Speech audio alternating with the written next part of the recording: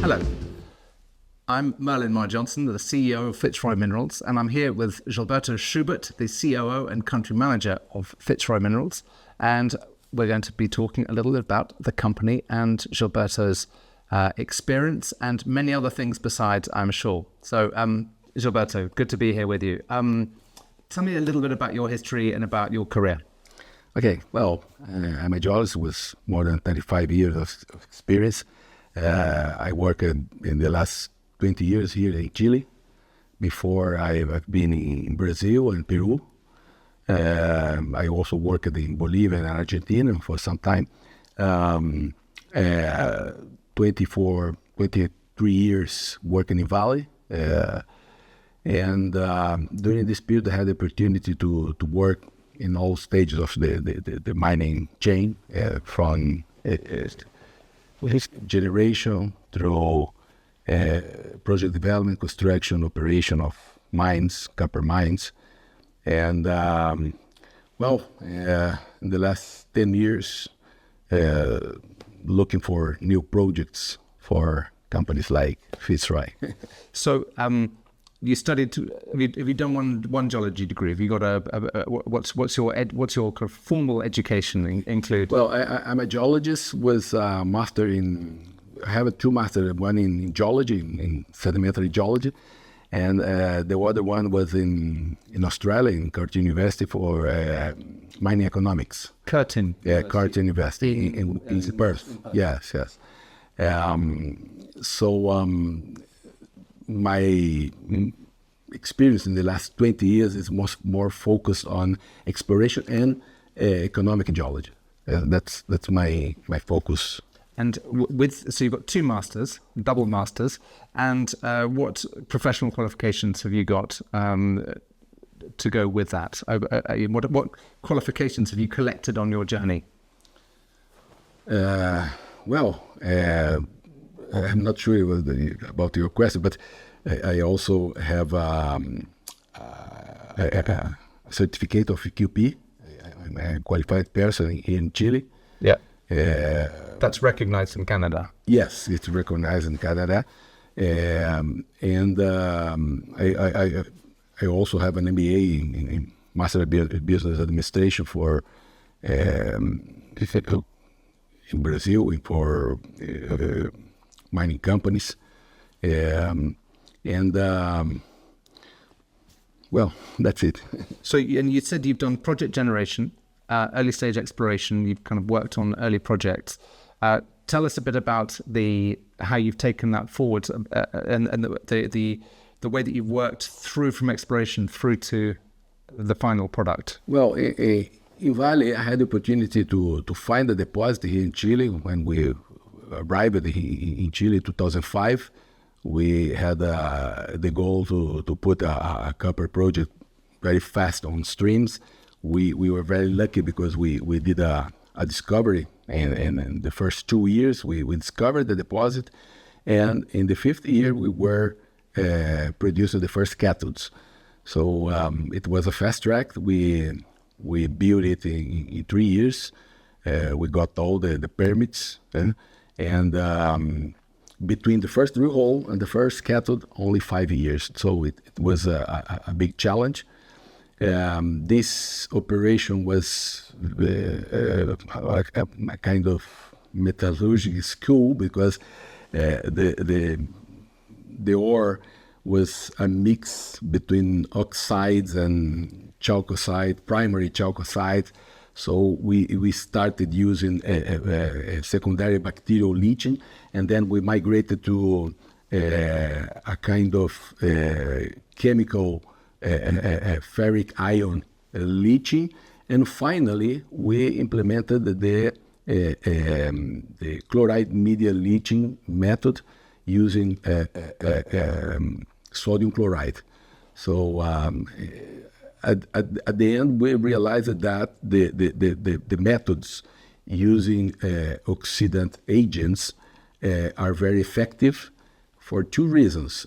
You decrease the cycle of lixiviation, but you also increase the recovery. On the other hand, you allow the leaching process to keep going even after the main recovery of the copper, because the sodium generate a kind of effect that protects the minerals against forming sulfur coatings around it. Sulfur coatings. So the acid can keep its process during the period it's in the heat. So if I read that back to you, if I understand it correctly, you had a relatively complicated metallurgical or mineralogical challenge, which was that the recoveries weren't great on just straight heap leaching, and then you were looking for an oxidizing agent to break into the chalcocite, which is a sulfide, so that you could get good recoveries from that. And you tried bacterial leaching, you tried a ferric iron leaching, and then the one that was most successful was a chloride leaching, and you said NaCl, which is just straight salt. Exactly. And that improved recoveries and reduced the leach times, but the leaching was able to continue even after that first kind of pulse of leaching, because the salt had some property to inhibit the sulfur precipitation around the. That's it. That's why you can also recover an important part of the so-called insoluble copper. For example, a copper in chalcopyrite. Today, there are some experiments in the Chilean industry showing that you can recover up to 75% of the copper in chalcopyrite using oxidant agents like that. And when you say oxidant agents, you mean principally salt? Mainly salt, yeah. And just simple salt? Yes, it's cooking salt, actually. And what so that brings me to two kind of separate questions. One is, and I'll do the first one, I'll hopefully remember the second one. So the first, I've forgotten both of them. Let me go to the second question. Seawater is saline. Can you use seawater in this process instead of adding cooking salt? Yeah, it's the same, because you add the salt in the agglomeration drum. So you mix water, salt, and acid in the agglomeration drum. If you have instead of fresh water, you have seawater, there's no problem. You just put less salt. Yeah. You consider that in the balance, that when you make the calculation for the balance of the amount of chloride you need in the process, you consider the amount already contained in the seawater. And then the other question I had, just on that, but obviously if you're using seawater and you're using salt, it's more corrosive. So your steel will degrade more quickly, you will rust, and you have to make some modifications to the plant, surely. So what do you typically have to do? Well, the main modification is that you need special alloys, special steel alloys, or titanium composition in the pumps, in the main valves, because the salt plus acid generates a very corrosive environment, very aggressive chemical environment. So if you want to have full guarantee on your equipment, you need to have titanium grade in your pumps. And when you built that mine for Vale, you went to China, didn't you? Actually, so if, for example, if we were going to think about getting Buen Retiro, the oxides into production, and you did it within 5 years for Vale, and if we go with the same mentality, would you go to China again and know where to find the pumps? Oh, of course. In China, we visit more than 10 places where they produce these materials. They have a city in China. It's specialized in titanium products. They have a smelter, they have mines, and all kinds of titanium products. And of course, today, China is one of the main suppliers in this industry. The other question I was going to ask about the use of salt in processing in Chile for oxides and transition material is quite often companies get stuck on reporting total copper or soluble copper. How do you think about this? Because obviously if you use a saline leach, you can get more copper out. Do you just think in terms of total copper, or how do you look at grade of or recoverable copper? Well, today we are using the sequential copper method, the assay method, because we need to know how much of the copper is contained as green oxides or simple leachable oxides. It's so-called COS, and the acid-soluble copper. Then you have the cyanide leachable copper, which means the copper that can be leached with cyanide. It's equivalent to the amount of chalcocite plus covellite. It's generally the gray sulfides plus the native copper. Yeah. So and finally you have the residual copper. Residual copper is basically chalcopyrite or some bornite. So doing this sequential copper analysis, you have all mineralogical types in the ore, so you can balance your metallurgical process in a better way. It's important in order to have the complete distribution of the minerals in your ore, so you can establish the best possible way of recovering this material. When you talk about the kind of CUS, the soluble copper plus the cyanidable copper, does that more or less correspond to the oxides? Well, you said it's the grey sulfides, so it's the grey sulfides and the oxides. So the green minerals and the grey minerals, really.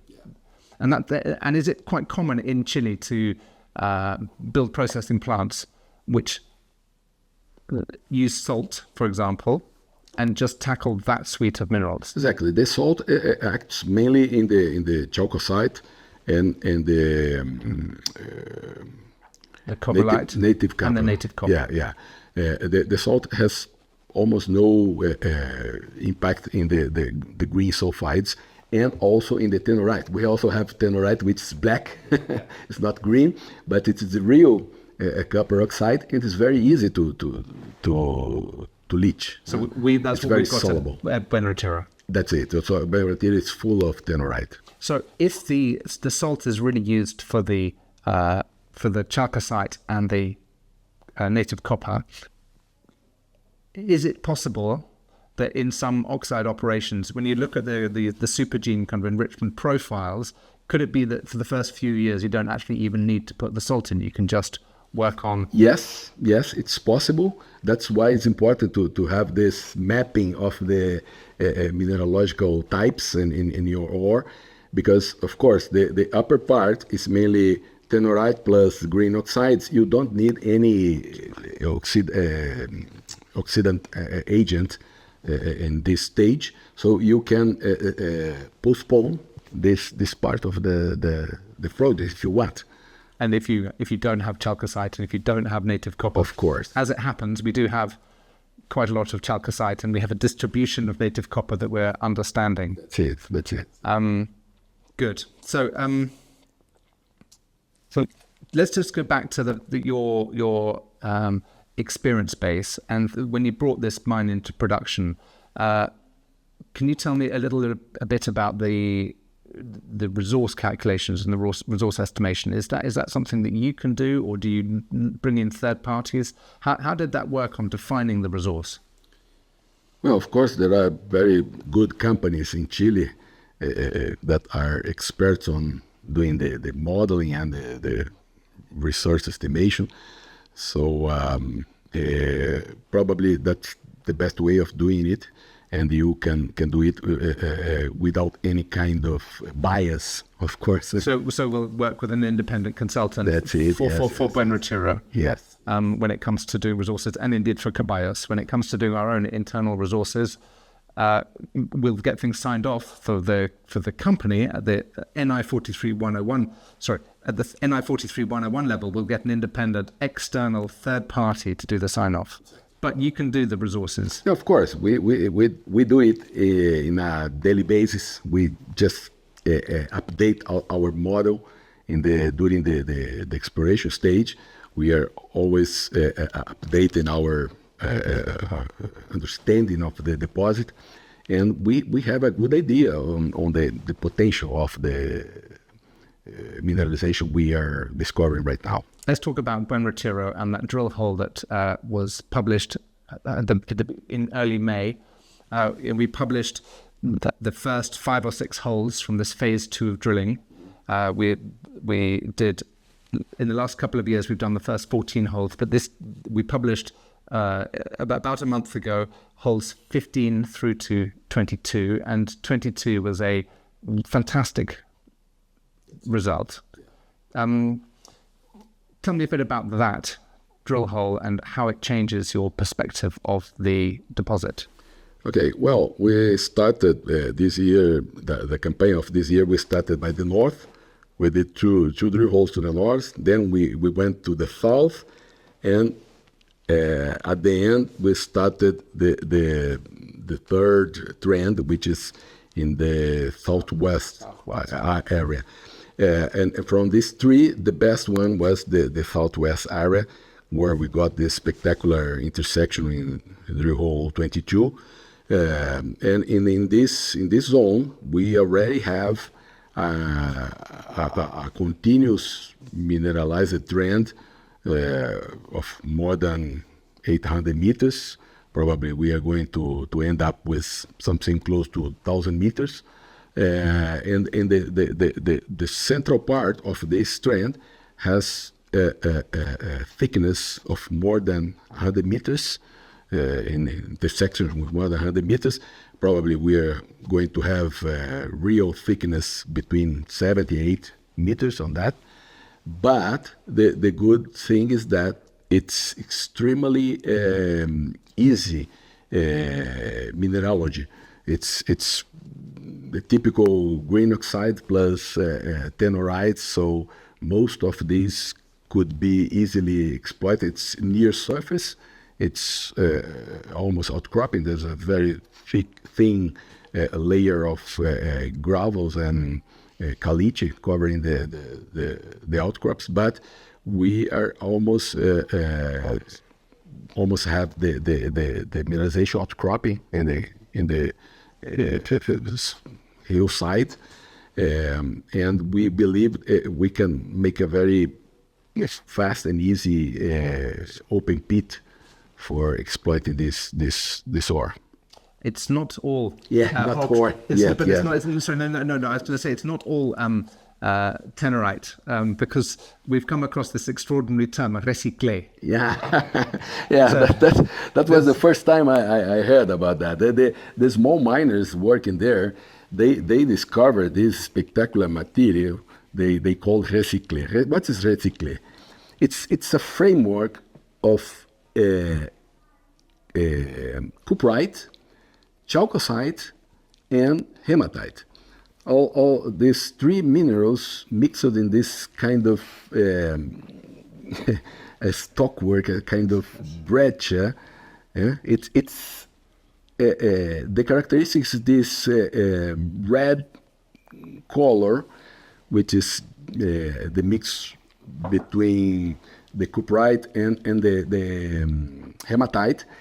But if you look against the light, you can see it's metallic shine, so it's because of the chalcocite. So it's very heavy, as you can see, extremely heavy. Amazing. And the average grades of this material is between 30 and 40% copper. it's really extraordinary. amazing. Yeah. And so we've got some of this in our area. Yes, we have some of this. Of course, the small miners are extracting that in very selectively.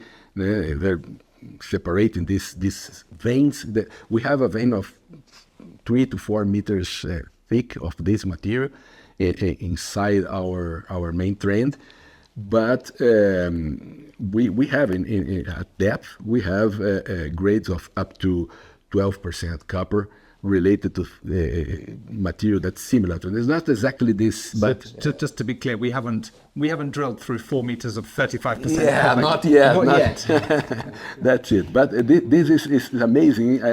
The so-called recyclé from the small miners. Great. So we've just raised some money. We've just raised another $12 million and a bit. And we're going to be drilling. We've got 8,000 meters planned of diamond drilling this year. We've drilled 3,500 meters. We've got 4,500 meters of diamond drilling left this year. We're starting with some DTH in the north, down the hole, which is like a air blast, rotary air blast drilling, and we've got some RC drilling as well. So that's in the wider area. So maybe by the end of the year, we might have between 12 and 16,000 meters of drilling done this year. Yes. Where in your mind do we want to be by the end of the year? What are our targets? What are we going to, well, in your mind, what do you think we're going to have delivered?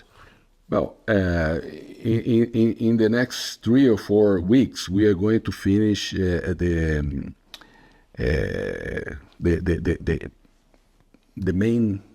known trend drilling. We are drilling between 80 and 120 meters apart.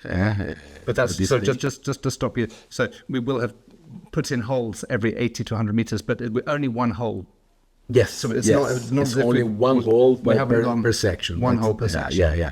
In the next stage, we are going to put more holes in this section, but it's just to check the continuity of the mineralization.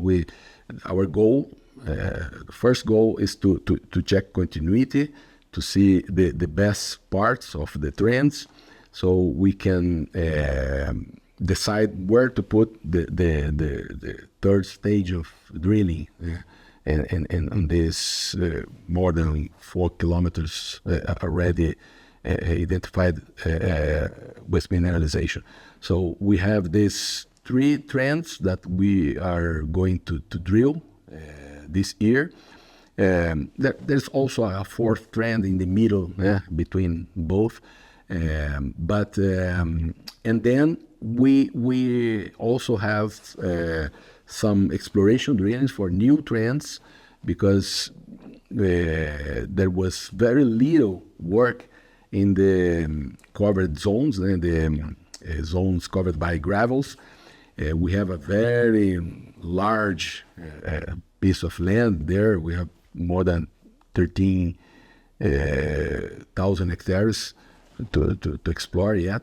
In this flat land, we have some anomalies that needs to be checked. We have mag anomalies, IP anomalies. We also have some historical drill holes with some positive copper intersections, not very high grade, but we are going to follow up these zones in order to see if we can expand this new mineralization zones, and all of this is almost virgin, and most of the area is completely virgin. There is no drilling, and we are going to start this greenfield, I would say, exploration in the second half of this year. The low-hanging fruit, the easiest stuff, of course, is the material near the surface. So we've got the central corridor, let's call it 4 kilometers by 2 kilometers, in which we're doing most of the work. And then we're doing exploration around it, but we're also doing a little bit of work to test the mineralization at depth, and we'll be doing some deeper holes in the second half of the year. Yeah, you're right. We have a couple of deeper holes. When we talk about deeper holes, I'm talking about 500, 600 meters depth diamond drill holes.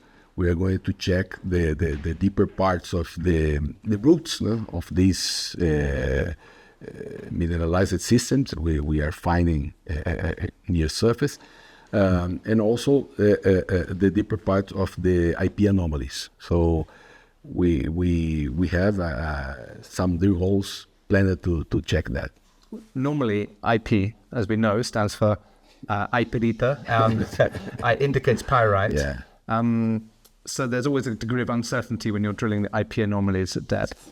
But so we're going to try and gather as much information as we can from the surface to test the deeper sections. Exactly, and we know that the project has some structural complications. We have a set of faults that produce displacement. We have blocks that move it apart from each other. So we need to understand also the structural framework in order to make the next drilling plan. Good. So by the end of the year, the way I think about it is that we will have enough information by the end of the year to decide whether we want to continue expanding tons. If we're making good progress on continuity at the surface and possibly at depth, we'll continue that process. Equally, we might choose to focus on advancing oxide, good grades, at surface material rapidly to production. One of the key attributes about Buen Retiro is the fact that it's so close to the road, it's so close to infrastructure, it's so close to Copiapó. Let's go back to you said that the mine that you built, you went from first drill hole to construction in 5 years. That's an incredibly quick time. I'm not saying that we're there yet. We're not there to make that decision yet on Buen Retiro. But if we decided tomorrow to work to production in 5 years, how would that look, kind of in a year by year? What would the 5 years hold? Well, probably we would need a very intense infill drilling campaign next year, followed by a aggressive metallurgic test stage, metallurgic studies. We need to take important volumes of material. Can that run in parallel with the infill drilling? Yes, it's possible. With wide diameter drilling, you can get the amount enough for this test. But probably we are going to take advantage of these artisanal tunnels running through the ore. We can get bulk samples on these tunnels in order to start the metallurgical studies. But after that, we would be able to make a pre-feasibility study and to have a very good idea on the size of the business we have. And in Chile, it's quite common to go into production on a pre-feasibility study because there are so many small mines, there's so much copper, there's so much of an established mining industry. One knows what the operating cost per ton is, one knows what the reagent costs are going to be, you know what the capex is going to be. So it's quite common, from what I understand, not to do a full feasibility study. Now, obviously, one can kill it. You can kill a project by doing the full, I don't know, let's call it the BHP process or the big company process. Well, for this scale, for this size of project, generally in Chile, the pre-feasibility is enough because most of the equipment, the process are very well known. The equipment are shelf equipment that you can buy in the market.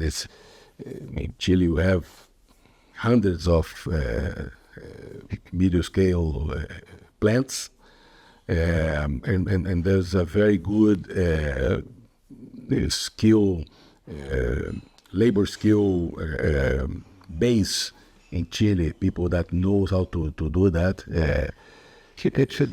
Chile is by far the country of the small mines, copper mines. You can find small mines everywhere.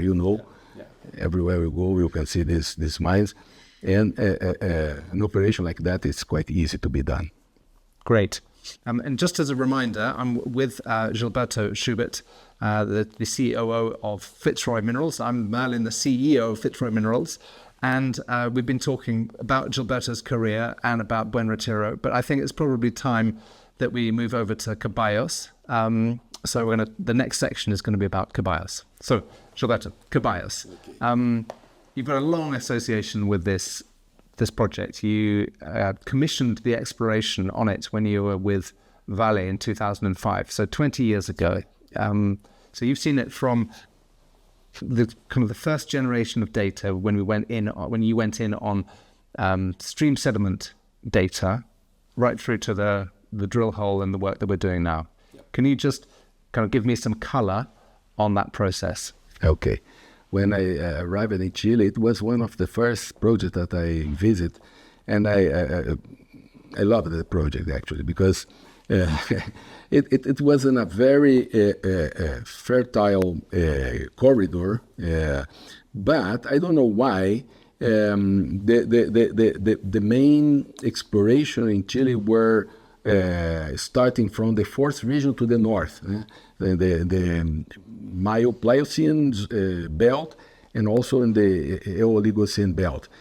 From the fourth region to the north, it was full of projects, and then from Los Bronces Andina here, close to Santiago, to the south. But there was a gap in the middle, and this block of properties were exactly in this zone. So when I first visited the project, I realized that was a very important amount of occurrences in a corridor, a structural corridor related to a mega fault, a regional fault called the Pocuro mega fault. It's a fault that starts in Santiago, close to us, and almost 300 meters. Kilometers. Yeah, kilometers, 200 kilometers to the north, finishing close to Los Pelambres.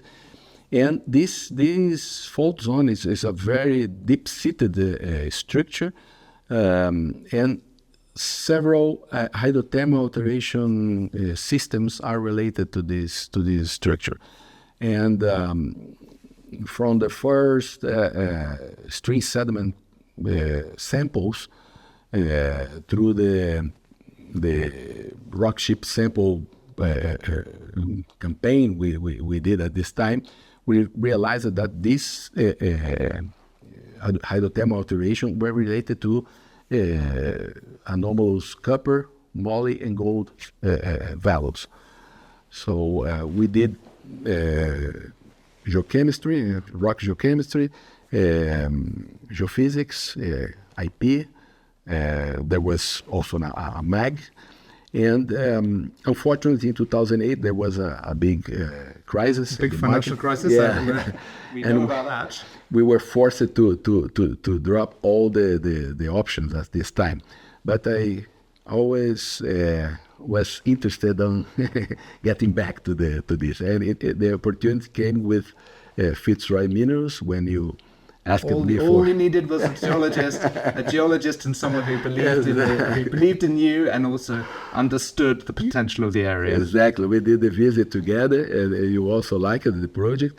And fortunately, we did a very detailed mapping, the geological mapping that was lacking. We did it in 2004. We took hundreds of new samples. 2024. 24. I'm sorry. 2024.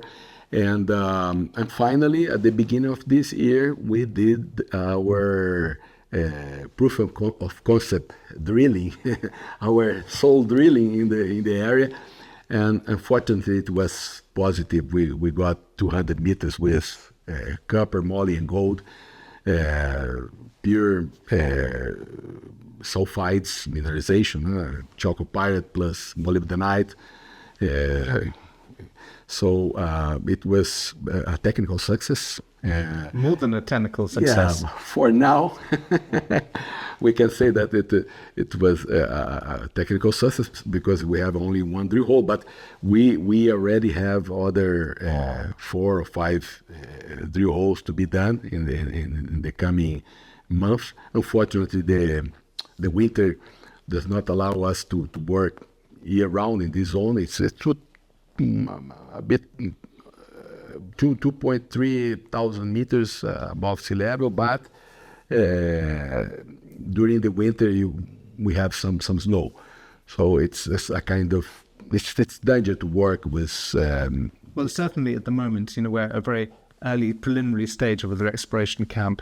With time, if we get more established, we'll be able to work year round. But just at the moment, when we're not set up for winter working there.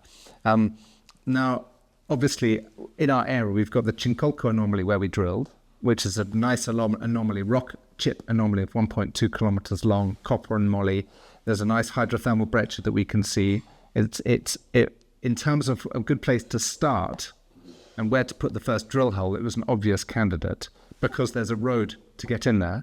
And then 5 kilometers north, which is access through a different valley, is what we call the Mule Hill anomaly, which is also 1.3 kilometers long, copper moly, gold, nice potassic alteration, nice geophysical signature. So that's also a very attractive target. Why didn't Vale drill Chincolco?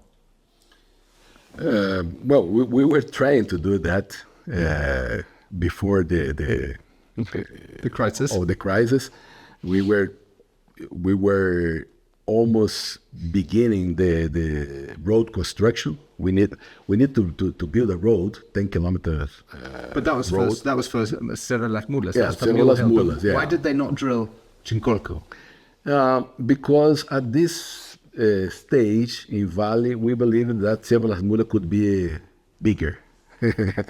we believe that Cerro Las Mulas could contain a larger amount of mineralization because of the type of mineralization found in surface, the size of the geophysical anomaly, and also the geochemical anomaly. We did soil geochemistry, and we have a very continuous soil anomaly. So we believe that to the north, our chances of getting something bigger were better. But that's not to say that Chincolco is bad, because what we hit at Chincolco is quite exciting. Exactly. Does it feel? Well, it's a leading question. I think it looks like a really exciting system. Tell me why you think it's an exciting system in terms of the hydrothermal alteration, the intensity of mineralization, the alteration of the system. What are your highlights? Well, Chincolco Creek, if you look from satellite images, for example, it seems to be a structural control alteration. Yeah, it's like a big vein. It's like a big vein, seen very easily seen in the images because of this alteration. All these sericites and plus lemonites, jarosite, quartz, tourmaline.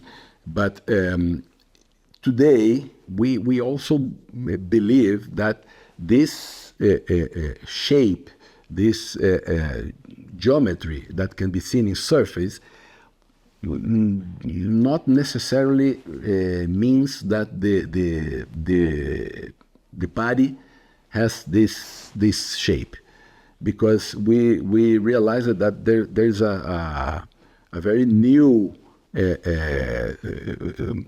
sequence of pyroclastic rocks covering most of the eastern part of the material. So today we believe that this body can be bigger to the east, okay? Not necessarily as a big tabular body, but eventually it can increase to east because the contact, the eastern contact, is unconformity.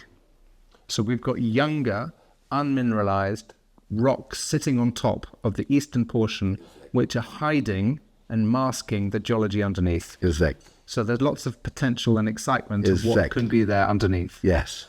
Which is great, and I'm really excited about it, and we both are. But let's just go back to what we can see and what we saw in the drill hole. Tell me about the hydrothermal alteration. Can you recognize the rock? How do we know that this is? What gives you the confidence that this is a big system? Well, the rock is a very intense altered material. It's a hydrothermal breccia with strong tectonic fabric overprinted. You have even the chalcopyrite crystals are crushed, just fractured. They are faulted. You have thousands of fractures and veinlets cross-cutting the rock. It's very easy to be identified in the field because it has a very intense whitish to yellow color comparing to the gray or reddish volcanic sequence. So it's very obvious when you arrive to the site the presence of this strong alteration. And in the road that we are building in the breccia to the north, in the last days we cut more than 100 meters of this material with copper staining everywhere. Copper oxide. So it's not just leaching, it's not just fracturing, but it's with mineralization as well, because you can get leached rocks which have no mineralization in. You know, what excites you about the distribution of copper relative to the leaching to the is it polyphase? Is it what is it about the mineralization that gets you excited? Well, the first thing that calls the attention is that even when you don't see obvious copper minerals at surface, the systematic sampling on the breccia showed a continuous geochemical anomaly. We already have, before the drilling, we had a 1.2 kilometer long, around 150 meters wide geochemical anomaly with copper, moly, and sporadic gold. So we knew that this breccia was copper and moly anomalous, but we didn't know the average grades below surface because there was a small leach on surface, probably because of the presence of pyrite in other types of breccia around. So this produces some surface leaching. So the anomaly was there, but the surprise was that when we drilled it, we got these grades that were close or even a bit higher than the average we got on surface. When we did the surface sampling, we had the rock chips gave an average of 0.84% copper, and I can't remember, it was 500 or 600 ppm moly, and in the drill hole in the bottom 98 meters we had 0.78% copper, 1,171 or 1,071 ppm of moly, and 0.12 of gold. Exactly. That's was our main surprise, because the moly on drill hole was almost twice the amount that we had on surface. So it was a very good surprise. We have a very important amount of molybdenite in the breccia, and also the gold, because gold was very sporadic in the surface, but in the drill hole we have a continuous zone with more than 80 meters with gold. So it was a very good surprise for us. Tell me about molybdenum grades and porphyries in Chile. Tell me, what do you expect when you're in a porphyry that has copper and moly? Oh, in porphyries in Chile, it's common to have copper moly porphyries. They generally they show moly grades between 200 and 400 ppm. The highest moly average grades are 500 ppm, and we have much more than that. So our mineralization is especially well endowed in molybdenum. So, and together with the molybdenum, we have rhenium, which is very important element. Chile is, I think it's the second largest rhenium producer in the world. It's a very important material for the aerospace industry, military and aerospace industry.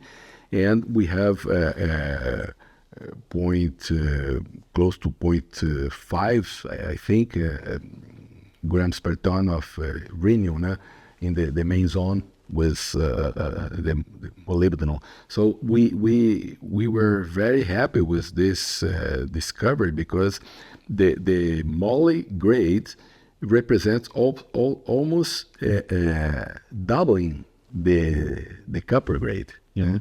In terms of value, the amount of moly is similar to the amount of grade. So if we put in terms of copper equivalent, we double the grade. And again, I come back to the fact that we've raised some money. We want to drill 3,000 meters by the end of the year. We'll probably have to get another rig in to accelerate the drilling when the snows melt in September. So we might have 2 rigs there. And we're now talking about the possibility of getting a 3rd rig in to maybe with a helicopter to drill Mule Hill. Tell me about the kind of the how to accelerate and how to just kind of really crack on with the exploration at Caballos. Yeah, we believe that from September on, we can put 2 more rigs maybe. We already have contact with the companies that are willing to put the equipment, the rigs. So we believe that we can put 2 drill rigs in Chicolco, and maybe a smaller rig transported by helicopter to Mule Hill. So we are going to finish the year with these 3,000 meters that are planned. Great, let's bring it on. That's it.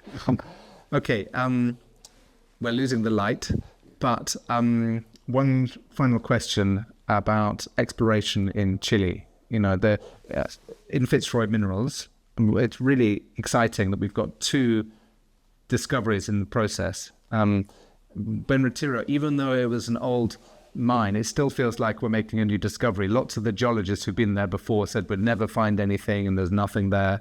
So it feels like we're making a discovery at Buen Retiro, and it feels like we're in the process of making a discovery at Caballos, which is hugely exciting.